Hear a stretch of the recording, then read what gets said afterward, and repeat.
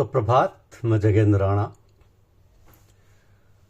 ब्रह्म कर्म समाधि, यह हमारी आज की आध्यात्मिक चर्चा का विषय। ब्रह्म कर्म समाधि। कर्तव्य पालन, जनहित और सेवा आदि कर्म यज्ञ हैं। ऐसे सभी कर्म ब्रह्म में अर्पण हैं। बलि भी ब्रह्म में ही। ब्रह्म अग्नि में ब्रह्म द्वारा हवन हुआ है। उस ब्रह्म में कर्मों की समाधि से ब्रह्म ही प्राप्त किया जाता है। तो ब्रह्म में सब कर्मों का समाधान, शांत तथा समर्पण करना ब्रह्म कर्म समाधि है। ब्रह्म में सब कर्मों का समाधान, शांत तथा समर्पण करना ब्रह्म कर्म समाधि है। अब कर्तव्य कर्मों का करना ब्रह्म की विधि का विधान है, ईश्वरीय नियम है। ऐसा समझकर कर्म करना ब्रह्म समाधि में ही किया गया कर्म है। उससे कर्मयोगी को ब्रह्म धाम का ही लाभ होता है। ब्रह्म धाम का ही लाभ होता है। दूसरे योगी जन दैव यज्ञ यानी अग्निहोत्र को ही आराधते हैं।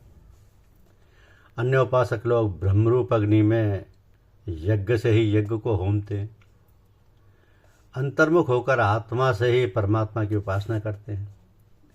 अपनी वृत्तियों को बलि बना ब्रह्मवेदी पर चढ़ाते हैं। तो अन्य प्रकार के योगीजन कान आदि इंद्रियों को संयम की अग्नि में हवन करते हैं।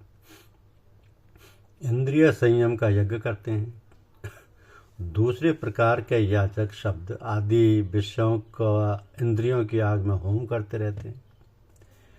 तो वे हरि अनुरागी जन भक्तिभाव भरे सुरीले गीतों से, रसे सने स्वरों से, कीर्तनों से, भजनों से तथा पवित्र पाठों से और ऐसे ही उत्तम ग्रंथों के अध्ययन से, शुभ जनों के दर्शन से और सत्संग आदि से अपनी इंद्रियों को पवित्र बनाते रहते हैं।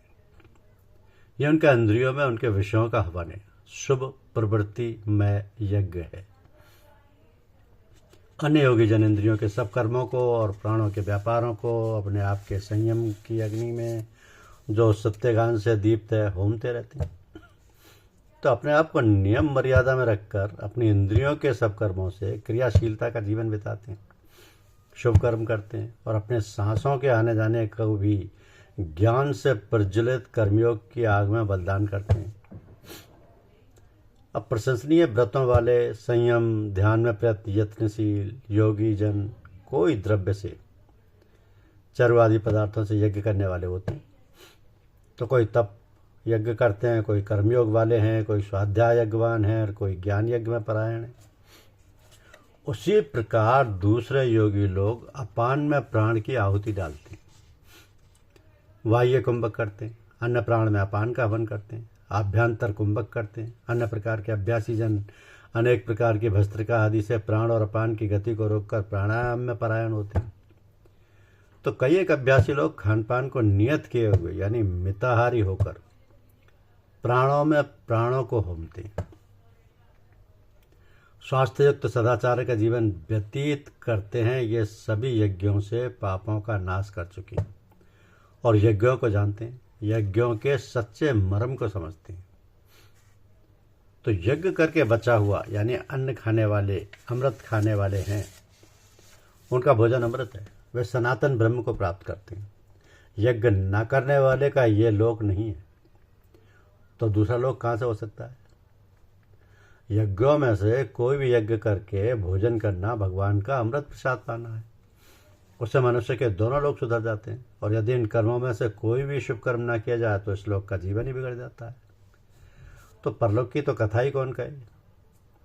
तो ऐसे बहुत प्रकार के यज्ञ वेद मुख से यानी वेदवाणी से विस्तृत हुए, विस्तार से वर्णन किए गए हैं। उन सब यज्ञों को तो कर्म से होने वाले समझ, क्योंकि कर्मों को किए बिना कोई भी यज्ञ नहीं किया जा सकता।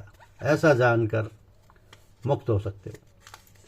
सब कर्म करने से ही सिद्ध होते हैं। इसलिए निष्काम भाव से कर्तव्य कर्म अवश्य करते रहना चाहिए। ऐसा ज्ञान ही ज्ञान यज्ञ है। द्रव्य यज्ञ से यानी सामग्री के होम से ज्ञान यज्ञ अधिक अच्छा है, कल्याणकारक है।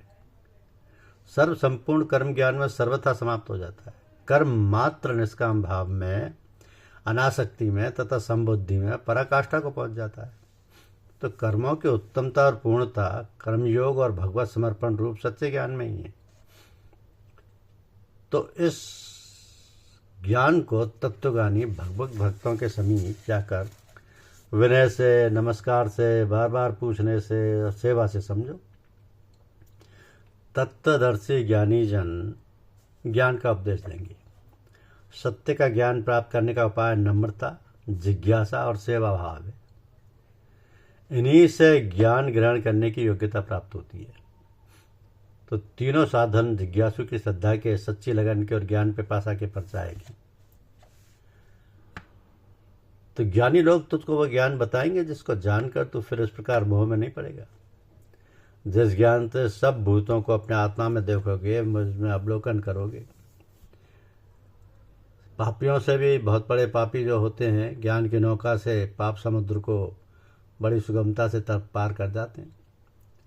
जैसे प्रचंड अग्नि लकड़ियों को भस्म कर देती है, ऐसे ही सर्व कर्मों के ज्ञान की अग्नि भस्म कर डालती है। सर्व कर्मों को ज्ञान की अग्नि भस्म कर डालती है। तो निश्चय से इस लोक में ज्ञान के सदृश है दूसरा कोई पवित्र साधन नहीं है। उस ज्ञान को कर्मयोग से भली प्रकार सफल हो चुका हुआ मनुष्य समय पर आप ही अपने आत्मा में प्राप्त कर लेता है। इस ज्ञान को श्रद्धावान, विश्वासी, जितेंद्रिय और परमेश्वर परायण मनुष्य प्राप्त करते हैं। उसे ज्ञान को पाकर तुरंत परम शांति को मनुष्य पा लेता है।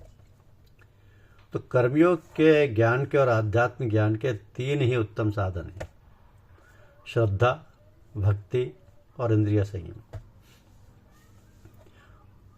तो श्रद्धा न करने वाला और संशयशील है, वो नष्ट हो जाता है। संशयुक्त का ना यह लोक है, ना परलोक है और ना ही सुख है। सत्य ज्ञान का ना होना, आत्मा परमात्मा में श्रद्धाहीन होना और आस्तिक भाव में तथा कर्तव्य कर्मों में संदेहशील बने रहना, पाप दोष की भावना से डावाडोल हो जाना मनुष्य के विनाश का कारण कहा गया है। तो सब कर्मों में संशय करने से दोनों लोक और सुख नहीं रहते। संशय मनुष्य में कुसंग और कुतर्क से उत्पन्न होता है।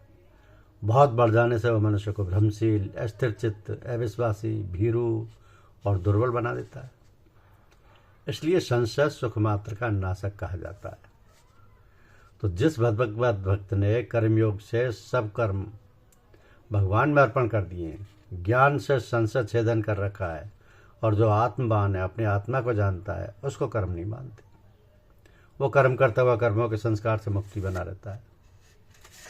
अज्ञान से परमात्मा और सत्कर्मों के अविवेक उत्पन्न हुए हृदय में रहने वाले इस संशय को आत्मज्ञान की तलवार से काटकर योग में तुम भली प्रकार रहकर कर्तव्य करने के लिए खड़े हो। कर्तव्य करो। धन्यवाद। यूट्यूब चैनल को लाइक, सब्सक्राइब अवश्य करें। शुक्रिया।